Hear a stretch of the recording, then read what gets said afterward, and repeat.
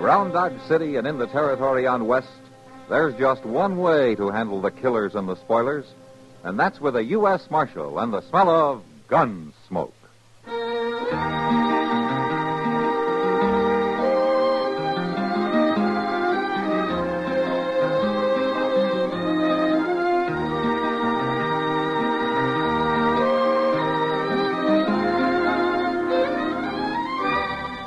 Gunsmoke, starring William Conrad. The story of the violence that moved west with young America. And the story of a man who moved with it. I'm that man. Matt Dillon, United States Marshal. The first man they look for and the last they want to meet. It's a chancy job, and it makes a man watchful. And a little lonely.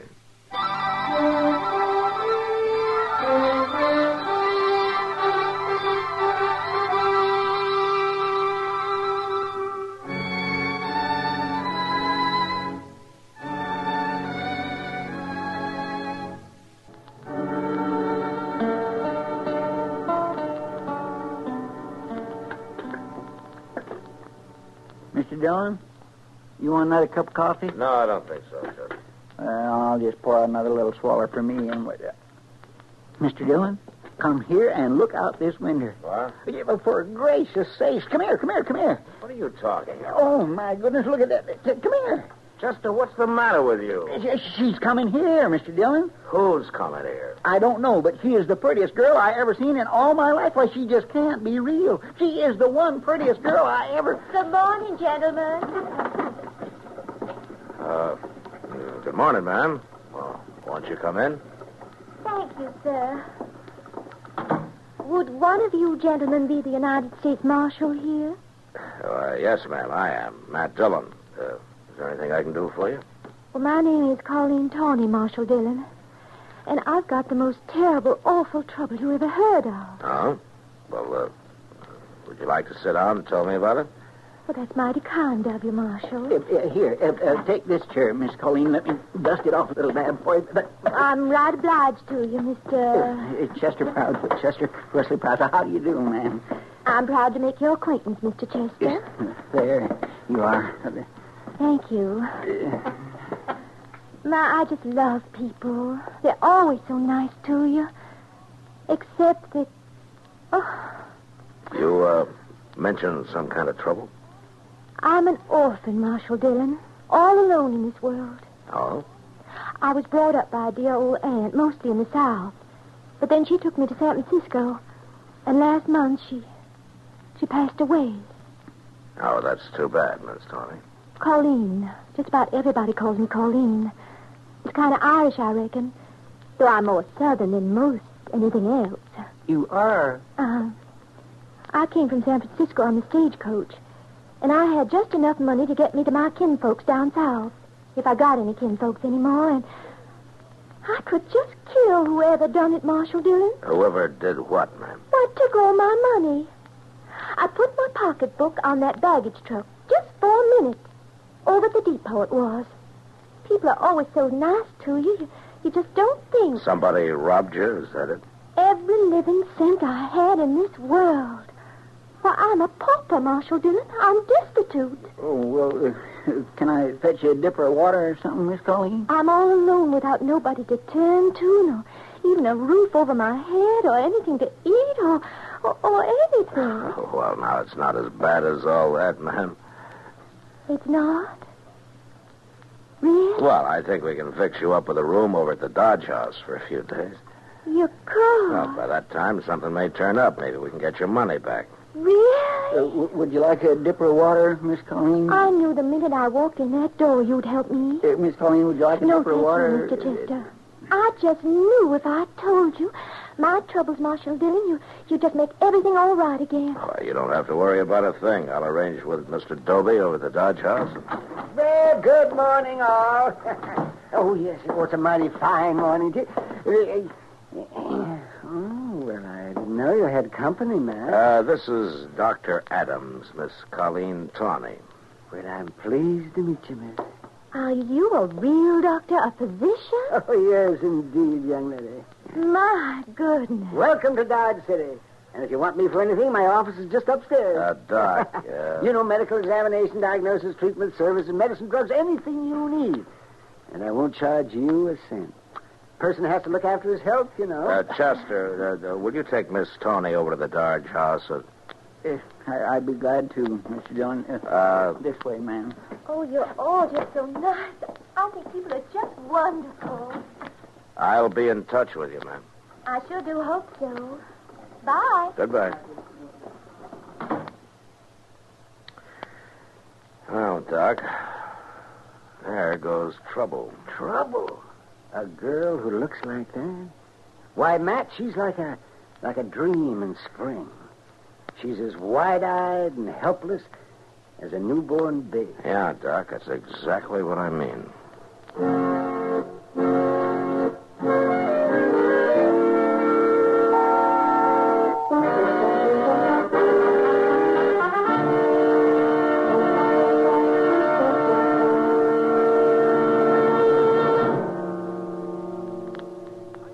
When United States military personnel arrive at an overseas station, one of the first problems they encounter in human relations is the language barrier.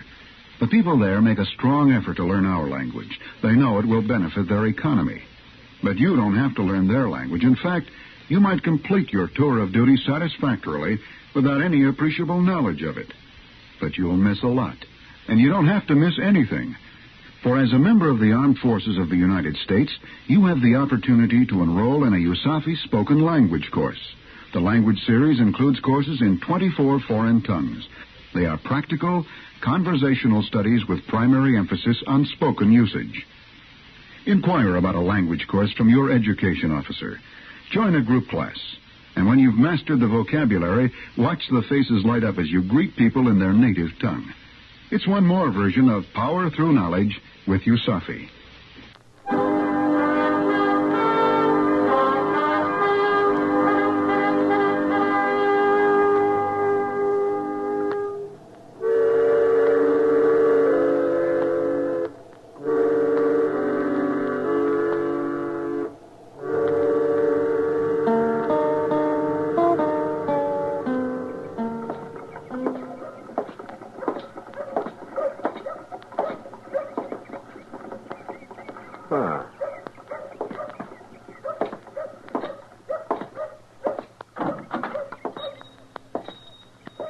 Well, good afternoon, Matthew. How are you, Miles? Something I can do for you, is there? Oh, no, I was just passing by and I saw Chester back there. Looks like he's stocking up for a trip or something. I haven't seen any of his money yet. Well, you're not likely to. Chester isn't exactly the biggest spender in the world. Oh, I've often suspected that, Matthew. Hello, Chester. Well, hello there, Mr. Dillon. What in the world are you doing here? No, I just came in to satisfy my curiosity. Curiosity? Mm-hmm. About what? You going on a buffalo hunt or something? No, sir. I was just thinking of buying a few groceries. If I can find anything here that's fit to eat. Fit to eat? Oh, well, now, Mr. McTagg, I didn't mean nothing by that. I beg to tell you that you're in the establishment of Miles McTagg, a name that stands for principle, integrity, moral You're responsibility. getting started, and I didn't mean for you to get started. I'm a man who believes in honest toil for an honest profit and no shilly-shallying around. A man who gives honest value on every item in the store. And whoever started that rumor about weevils in my flour barrel is an outright liar. Sure, Mr. McTagg, sure. Anybody can get weevils in hot weather. Well, of course they can. Yeah. Well, now, are you really planning to buy anything, Chester? Well, sure I am. What? Well, whatever somebody could use if they're not set up to cook, if they're just living in one room. Well, a few pounds of beans and some cracklings ought to do it. Well, sure, for a mule skinner, I need something better than that. What's the matter with all this stuff you already got picked out, Chester? Well, now, sir, that's kind of what I had in mind. No? Beans and cracklings ain't fit for a lady. A lady? Ah, so that's it. Now I know what you're up to. Well, now, Mr. Dillon, Colleen Tony, is it? Well, I haven't seen that girl yet, but she certainly must be something. She's got everybody turning handsprings, eh? Yeah, she sure has, Ma. Well, now, she's just a kid. Somebody's got to look after her, that's all. Somebody's already looking after her. I sent over a load of food a couple of hours ago. You did? Aye. Bull Riga bought it. Bull Rieger. He's old enough to be her father. He didn't act very fatherly. All dressed up as though he was going to a preaching. Oh, that old fool. Well, now, I hear it. He's quite the devil with the women, Chester. You're going to have to get up and hump some if you're going to run rivals with him. Look here. Never mind, Chester. Look, before you pay for this stuff, I think I'll go over and have a little talk with Miss Tawny.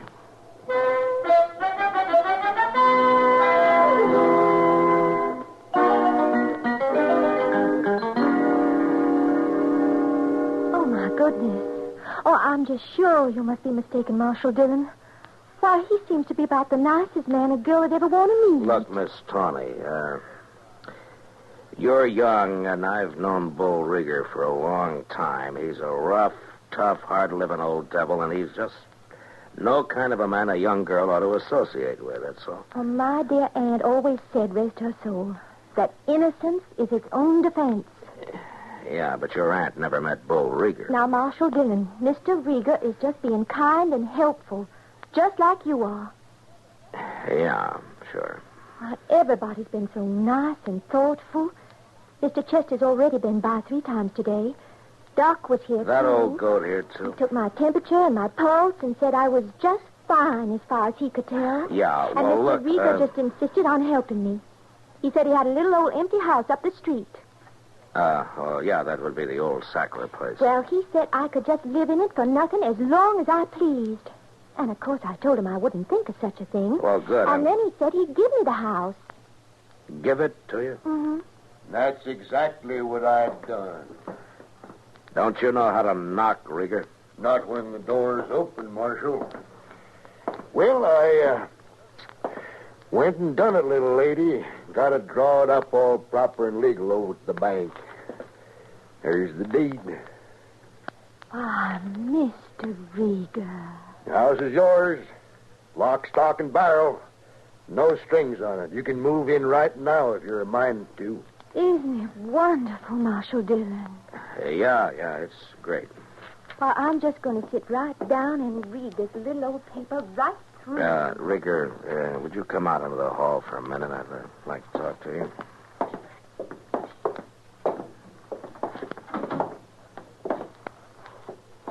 I know what you're going to say, Marshal. That girl's just a kid, Rieger.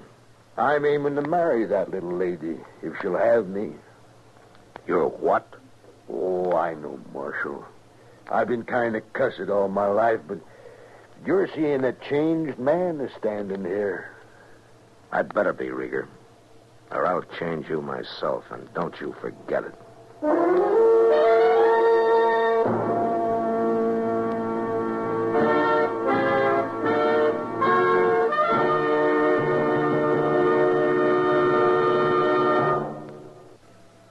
Another visit with Joe and Daphne Forsythe.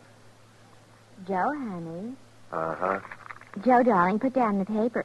I've got something important to ask you. Okay. Joe, All right, what? how many savings bonds do we have? What kind of a question is that? A good one. How many? I'm not sure. I'd have to count. And I'm reading the paper. Now, what do you want to know for? Have we got enough to make things comfortable for us? Very comfortable. That's why I buy on a payroll savings plan. A bond a month will give us quite a nest egg for the future. Enough for a college education? Eventually. But who's going to college? Our children, silly. We don't have any yet. Oh? What do you mean? Oh? Better buy some more bonds, honey. Daphne, you mean... We've got a new investment. How about that?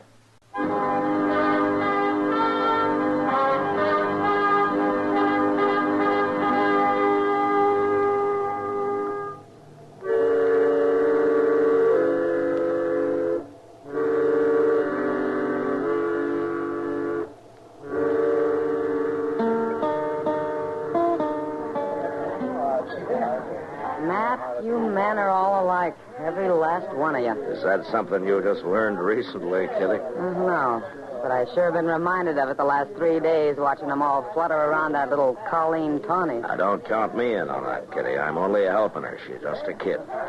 Well, she's done pretty well for just a kid.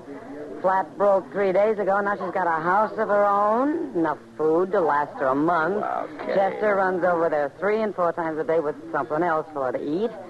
Doc stops by morning and night to check on her They health. feel sorry for her, Kitty. She's an orphan. She probably drowned her parents. Now, Kitty. Matt, I know these helpless little southern belles, especially the big green-eyed kind. Sam will never hire one here in the Long Branch, and I go right along with him. But why? Because all she has to do is bat those long eyelashes, and men will start killing one another over her. Kitty, I've already told you no matter what I think, it's my job to protect her. Protect her. Look, Matt, do you think they put bars on a tiger's cage to protect the tiger? Oh, Kitty. All right, Matt. Oh, shut up. But I just hope you're all still on your feet when the smoke finally clears.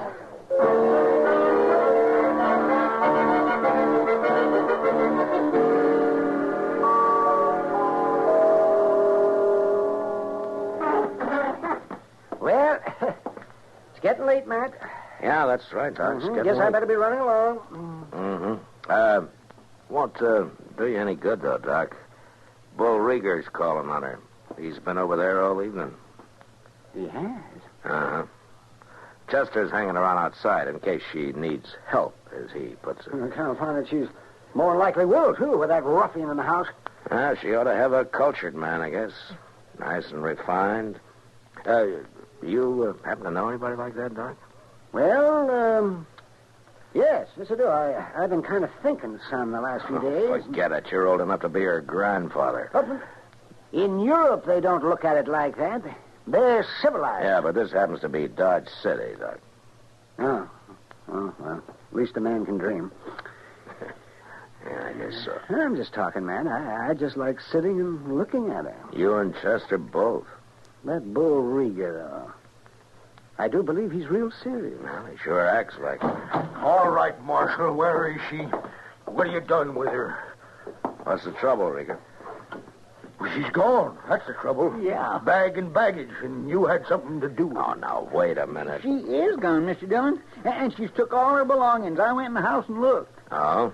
She must have snuck out the back way. I was right out there in front the whole time. Were you out in front, too? Well, we was sitting and talking, and I was teaching her draw poker, and I reckon I must have dozed off for a minute. Drunk, more than likely. Never you mind, Doc. I got the stomach for a fair amount of liquor, but she just kept filling up my glass. So you taught her draw poker, huh? How much did you lose, Rieger? About $100, as far as I could tell, but how'd you know I lost? That's pretty easy. You mean you reckon she was cheating, Marshal? Ah, you were there. But I wasn't paying no attention. I figured it was just a joke, sort of.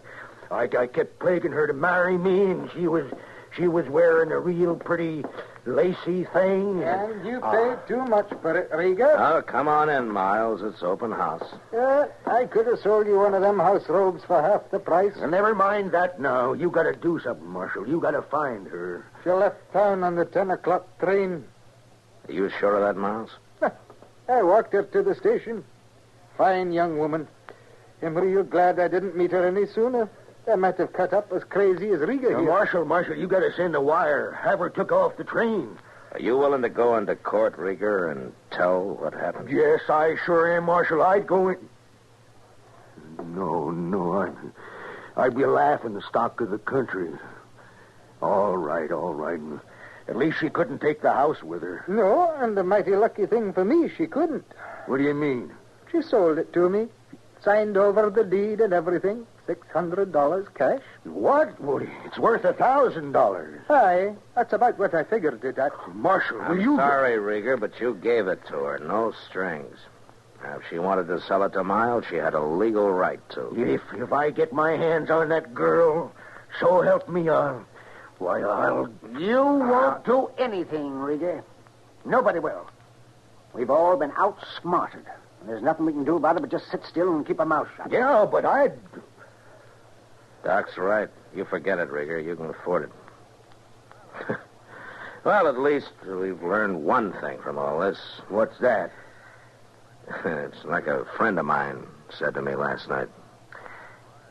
They don't put bars on a tiger's cage to protect the tiger.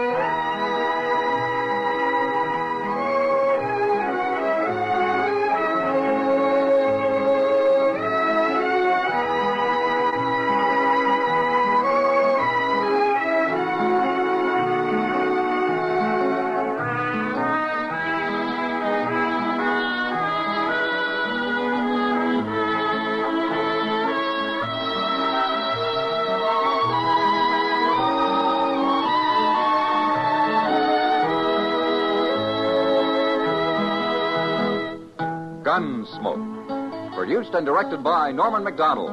Stars William Conrad as Matt Dillon, U.S. Marshal. Featured in the cast were Parley Bear as Chester, Howard McNear as Doc, and Georgia Ellis as Kitty.